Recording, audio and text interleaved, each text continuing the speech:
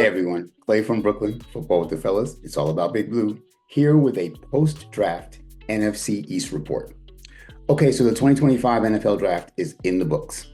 We have all gotten through 3 days and 7 rounds of marathon draft watching. I'm sure your eyes hurt and your head hurts just as much as mine, because that was a lot of information. But the fact is, the draft is over, and now teams are rushing to sign undrafted free agents. And I'd like to take a look at the draft itself. I'll come back to the undrafted free agents in a few days when that dust has settled a little more. But for right now, let's take a look at how teams in our division did in the draft. I mean, it's obviously great that we picked up some really good players, but so did other teams. So if we want to see how our team is going to look next year, it can't just be about looking at what we've done. We've got to look at what the other teams have done. So I'm going to start with Dallas. Dallas picked up several picks. They had, I believe, 9 players added in the draft. The key ones are they drafted Tyler Booker, a guard from Alabama, in the first round because Zach Martin just retired. So I'm pretty sure they felt like they had a strong need to fill that hole, and they're right.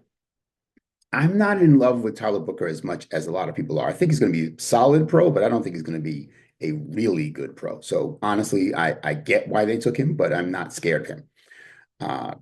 Good player, certainly will start, almost certainly will start. And, he'll be all right, but he's nowhere near Zach Martin, obviously, and no one that I think is going to cause us any trouble, especially lined up against Dexter and Darius Alexander. So then second round, they picked edge rusher Donovan Ezaraku, who should be a decent player. I think he'll be a solid player in their rotation. Certainly lined up opposite Micah Parsons. He's going to see a lot of one-on-one blocking, so he has the chance to shine. I think he's a solid player, but I'm not worried about him. Siobhan Revel, cornerback, is a player who, had he not gotten injured this year, probably would have been drafted higher. So that's probably a really good pickup for them. I'm going to say that they already have some really good corners in, Trevon Diggs and Deron Bland, but I'm pretty sure he'll get on the field. And yes, he's a solid addition to their defense as well.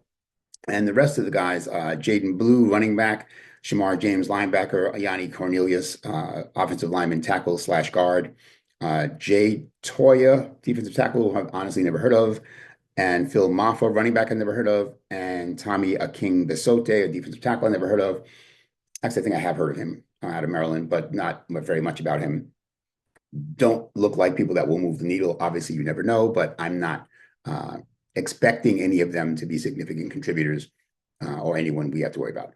But those first few, Tyler Booker, Donovan Ezaraku, and Siobhan Revel, could be solid players for them. So I'm going to give them a B- as an overall grade. I know they're really worried about my grades. So B- is my grade for Dallas's draft class. And again, they've got a lot of bodies. So if 3 of them wind up contributing significantly, that's not a bad draft. Moving on to Washington. Washington had far fewer picks. They only had 5 picks. So Washington started with Josh Carnley, offensive tackle out of Oregon, who I think they, definitely needed to pick up and look pretty good now at tackle, having just added Laramie Tunsil in a trade with Houston. And now at left tackle, he's an outstanding left tackle. And now Josh Carnley at right tackle. Those bookends really make a lot of sense for a team with a really promising young rookie quarterback still on his rookie deal. They drafted Trey Amos, cornerback from Ole Miss, in the second round. He looks like a solid player as well. I'm pretty sure he's going to get quite a bit of snaps this year. And, he's tall, long, fairly fast, athletic cornerback. I think that's someone they'll like and will get some production out of. They got wide receiver Jalen Lane in the third round. They have linebacker Kane Madrano, I believe it is, in the fourth. I'm not sure what round. I think that was fourth round. They also got Jacoby Krosky-Merritt, who's a running back.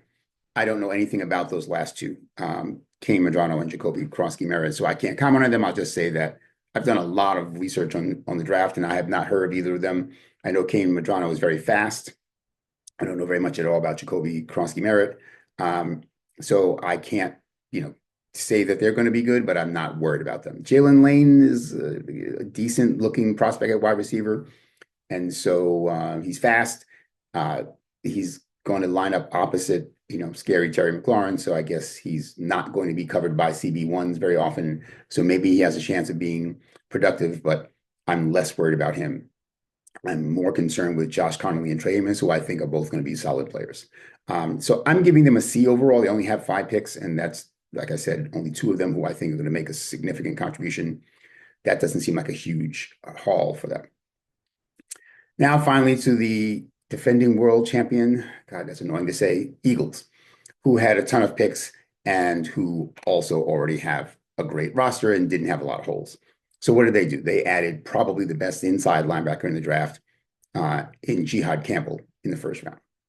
How annoying is that? So I think Jihad Campbell is going to be their best inside linebacker. I know Zach Bond just made the Pro Bowl.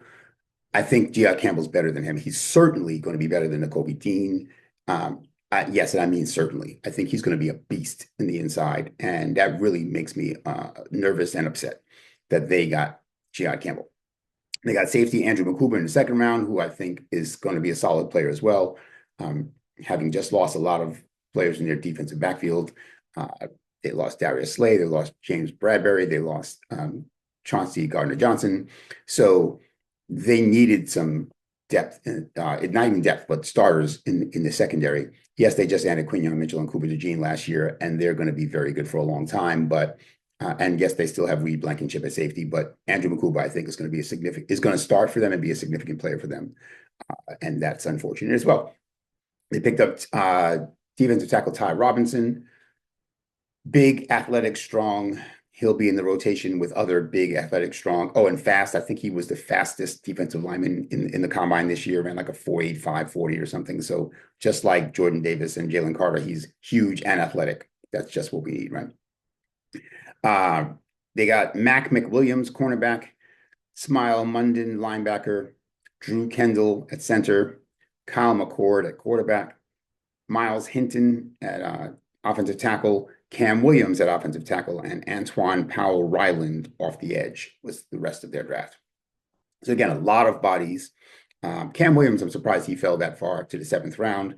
Kyle McCord, who led the nation in passing, I'm surprised fell down to the 6th round. Drew Kendall, Pete Kendall's son, is going to provide some depth in the interior offensive line. He's a center. He may even, if he turns out to be good enough, by next year, I can imagine them moving Cam Jurgens back to guard and letting Drew Kendall play center if he's better at center than their right guard, who I believe is Tyler Sheen, if I remember correctly at the moment, is at guard. So they'll have that option. They'll have that flexibility. So I think that's a very solid draft for them, annoyingly. And I'm going to give that a B. I think, again, Jihad Campbell by himself makes this at least a B. And I think that their team is going to have some new faces, some new looks, but the bulk of the really good players are still coming back. And these new pieces will slot in very nicely. I'm still scared of the Eagles, and I hate to say that. So I'm giving them a B, maybe even a B+. I think that's a very solid draft for them. And again, a lot of bodies. Our draft. So Abdul Carter obviously is the plum, right? He's the prize of the draft. I think he might be the best player in this draft. So love the fact that we got Abdul Carter. Jackson Dart, we'll see. If this was their guy, if this is who they think is the quarterback of our future, go work with him. Let's see if that can happen. Develop him. I think they bought themselves at least one more year after this year to see what happens with Jackson Dart. We'll see. Darius Alexander, I think, was a steal. I think that was a great pick. I think we really needed a defensive tackle in the lineup next to Dexter. I think he's that guy. I think we become a top 5 defense if he's 80% as good as I think he is. I think that's the biggest hole we had left on defense, was we needed another run-stuffing defensive tackle. He can also give some help in the pass rush, but I don't care about that. I don't care if he doesn't get a single sack all year. If he helps, eat up blocks and stop the run and keep Dexter from getting double and triple teamed every play, and maybe even get Dexter off the field a few more plays, right? If Dexter could play, 45 snaps a game instead of, 50 or 55, that would be outstanding as far as lengthening his career and keeping him at his prime for longer. So I think that's an outstanding pick. Cam Scatterbo is, I think, going to be a huge addition in our backfield. I didn't think we necessarily needed a running back, but I certainly am not disappointed that we added one of power, he reminds me a lot of Ahmad Bradshaw, a power back, just bounces off people, breaks tackles, never gives up on a run, always falling forward. I think that he and Tyrone Tracy make a really good 1-2 punch in the backfield. I think that we might move on from Devin Singletary by the start of the season, certainly by trade deadline, and that's fine. He's a solid back himself, but a team who maybe has some injuries at running back or for some reason just isn't pleased with their running game may give us a day 3 pick for him, and I think that's great because I think these other two guys are going to be very good. And I think Dante Turbo Miller, who's electric as far as speed, is going to get more reps this year, or at least he should, as the third running back. So maybe goodbye, Derek Gray, as well. Anyway, then Marcus Bowe, the large man who loves to pancake people on the offensive line. I'm really looking forward to the competition at right guard this year. I know we brought back Greg Van Roten, who's 35 years old, I believe. I know Evan Neal agreed to move inside the guard, and rightfully so. And the good thing about Evan Neal moving to guard is that this is a contract year for him, right? We declined his 5th-year option, so this is his 4th year. This is his last guaranteed money in the NFL. So that's when players tend to step up and play their best, when they know that the rest of the league is watching them, even if he doesn't come back here. He's got 32 teams to try to impress this year, and he needs to get on the field. It's not going to be a tackle. So if he gets out there, and he's obviously a large man, so Evan Neal might become this year's Mekhi Becton, move to right guard, massive man, moving people in run game. And I'd be fine with that, even if we move on from him after this year. But between Evan Neal, Greg Van Roten, and now Marcus Bowe, I think there's a lot of competition at guard. Marcus Bowe might even be the swing tackle if we need him to. He's just a huge man who is nasty and mean in a way that you want your offensive lineman to be. So I'm really happy about that bit. The last two guys, tight end Thomas Fedone and cornerback Corey Black, I know very little, nothing about, honestly, nothing about them. So I can't speak to them. What I will say is that I would have been much happier if we had taken a kicker in the 7th round instead of one of them. Specifically, Ben Salz, kicker out of Pittsburgh, who is outstanding, and I can't believe we didn't draft him. He's already signed with the Steelers. Or Ryan Fitzgerald, both of whom didn't get drafted, but he's already signed as well. So both of them were people that we didn't really have a chance to sign in as an undrafted free agent. That's what everybody was telling me. You don't need to draft a kicker, sign him as an undrafted free agent. Well, we missed that opportunity. But if we had drafted him, we wouldn't have had to try to sign him. And I'm pretty sure we could have got Corey Black as an undrafted free agent, right? So if we had drafted Ben Salz and tried to sign Corey Black, I think that leaves us in a better position than drafting Corey Black and then missing out on a kicker. And now we're stuck with Graham Gano and Pat McIntyre, or however you said his name. Graham Gano is going to cost us too much money for a 37-year-old kicker who gets hurt every year. We save $3.5 to $4 million, depending if we use a post June 1st designation, if we cut him or trade him.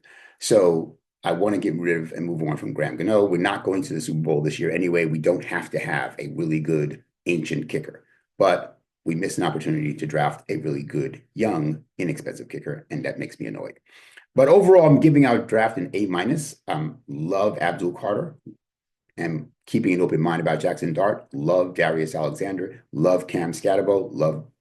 Strongly like Marcus Bowe. I'm not going to put him in the love category.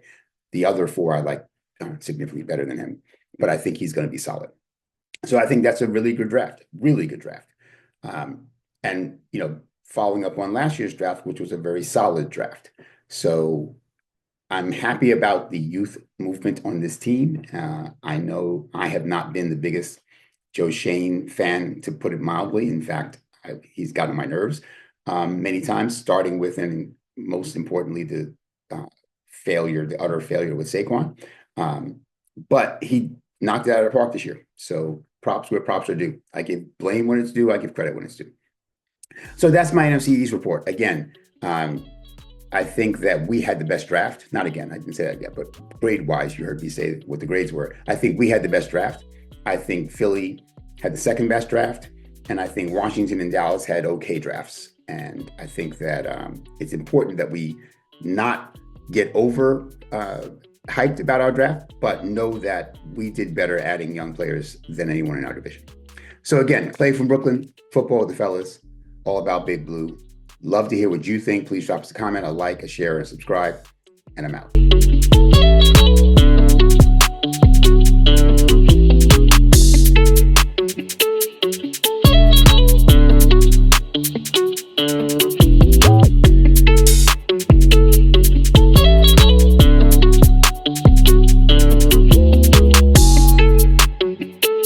shout out to El Marquis Productions, the talent behind the music and production here at Football with the Fellas. It's all about Big Blue. Their beats bring energy and excitement to every episode. El Marquis' skills in mixing, mastering, and creating top quality sound make the podcast come alive each week. For your own projects, check out elmarquisproductions.com and take your sound to the next level.